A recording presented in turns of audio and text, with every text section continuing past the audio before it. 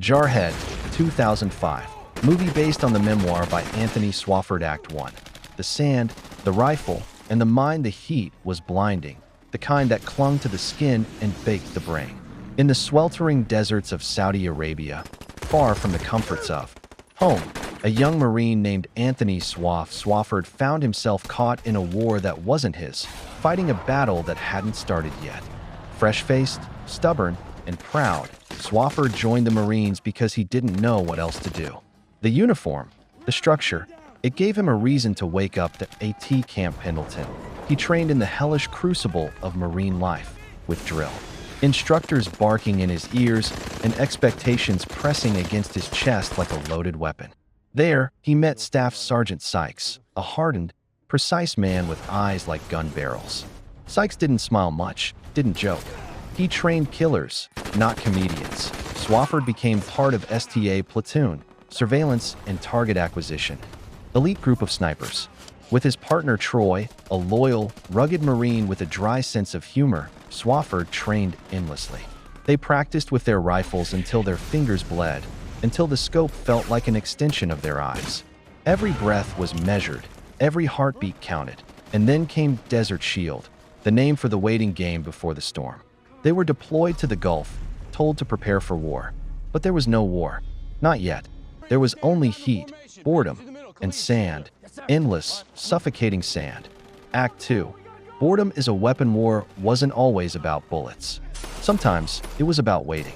The Marines spent months training under the relentless desert sun, building foxholes, cleaning rifles, doing push-ups until their bodies begged for mercy. All without firing a single shot in combat. They fought boredom like it was the enemy.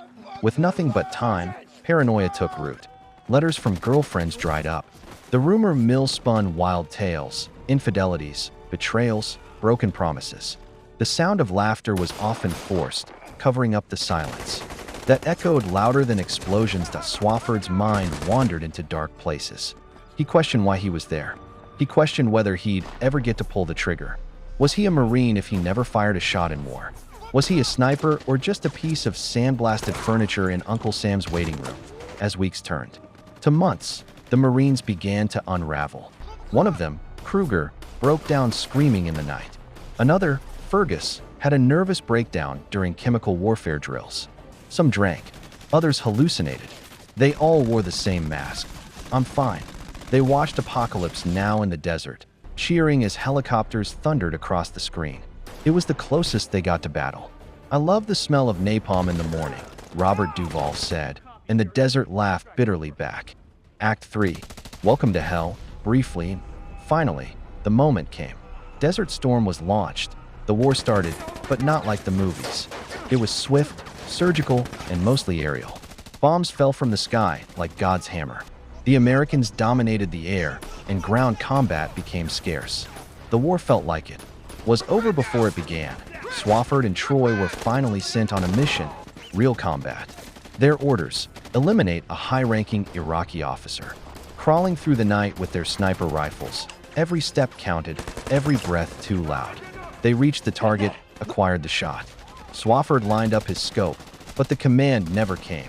Instead, higher-ups radioed, "Stand down." The airstrike would handle it. Their mission, their shot, their entire existence in that war was canceled by bureaucracy. Swafford broke. He begged to take the shot, screamed, cursed, pleaded with every fiber of his being. But orders were orders. And in war, sometimes the rifle stays cold. That denial shattered him more than a bullet ever could. He wasn't a sniper anymore. He was a ghost with a gun. Act 4. The landscape of Lost War has its own kind of death. Not just the physical, but the internal erosion of purpose and identity. On patrol, the Marines walked through the scorched wastelands of Kuwait, witnessing the aftermath of their own nation's power. Highways littered with burnt vehicles and charred bodies. Black smoke from burning oil fields painted the sky like a funeral shroud.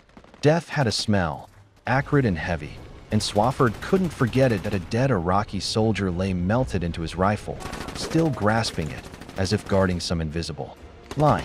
Swafford stared at him, not with triumph, but with quiet recognition.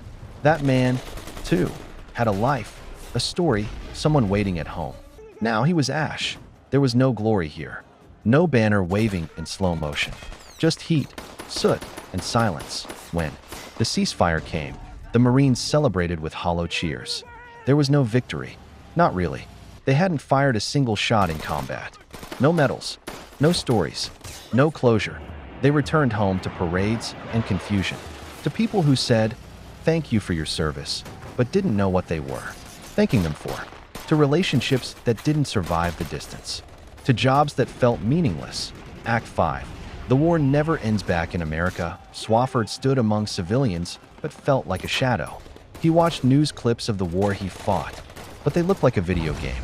He visited Troy, who had become a security guard, just another forgotten veteran in a country that saluted while looking away. Troy broke down. He confessed that he hadn't reported something on his record, and now he couldn't get VA benefits. His voice trembled. "We never got to fire our rifles," he said. "We trained to kill, and for what?" Swafford watched as the men he had served with faded into different corners of the world. Some married, some disappeared, some drank themselves into numbness. The war, though brief, had never left them. Years later, as a civilian, Swafford stood in a crowd as a new war began, this time in Iraq again. The faces on the screen were younger versions of himself, marching into a cycle that never really ended. He whispered their names to himself: Troy, Sykes, Kruger. "Brothers, go, Sykes."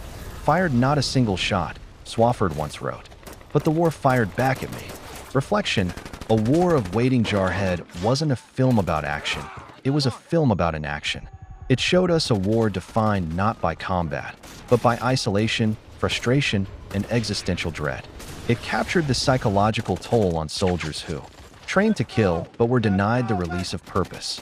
It showed us what happens when warriors are turned into statues, polished, posed, but ultimately used. Swafford's story was a quiet tragedy, not of death, but of identity.